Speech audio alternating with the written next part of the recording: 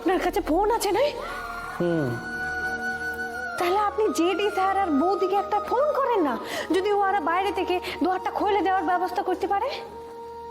Absolutely right. এই জন্যই আমি জল খেতে বলেছিলাম। জল খেলে মাথা ঠান্ডা হলো, সলিউশন বেরিয়ে গেল। দেখলে, যদিও আমি কিছুক্ষণ আগে কল করেছিলাম, বাট তখন নেটওয়ার্ক ছিল না, তাই কানেক্ট হয়নি। দাঁড়াও, আমি কল করছি।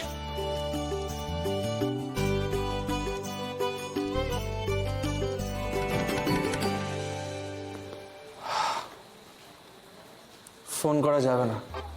কেন? আপনি তো আপনার স্যাঙ্গাত আর বৌদিকে ফোন করেন, তাহলে অসুবিধাটা কি? ফোন তো করি, কিন্তু ফোনে চার্জ নেই, ফোন সুইচ অফ হয়ে গেছে। কি? ফোনের চার্জ শেষ হলো কেমনে? কি করে চার্জ শেষ হলো মানে? ফোনের চার্জ শেষ হয়ে গেছে, এটা কিরকম প্রশ্ন? স্যার, এবার আমরা কি করব স্যার? একটাই উপায় আছে। কি?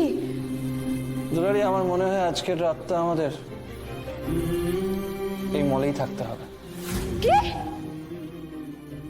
কিছু করার নেই, এর ছাড়া তো আর কোনো উপায় দেখছি না। স্যার, স্যার, আমার মা যদি জানতে পারে আমি এখানে আপনার সাথে একলা ছিলাম, আমার মা আমার ট্যাঙ্ক ভরে করে আমার হাতে ধরাই দিবে। না না স্যার, এটা করা যাবে না। আমার মা আর দাদু জানতে পারলে কি ভাববে? স্যার, এখান থেকে আমাদের বেরোতেই হবে স্যার। স্যার, এখান থেকে বেরোতেই হবে। আচ্ছা আচ্ছা আচ্ছা, কেন এত কথা বলছো? আমি একটা কথা বুঝতে পারছি না, তোমার মাকে গিয়ে কে বলবে যে তুমি আজ রাতে এই মলে ছিলে? আর তুমি যা বকবক করছো, মনে হয় না যে তোমার পেটে কোনো কথা থাকে। তুমি নিজেই তোমার মাকে গিয়ে বলবে যে মা, কাল রাতে আমি শপিং মলে আটকে গেছিলাম বটে।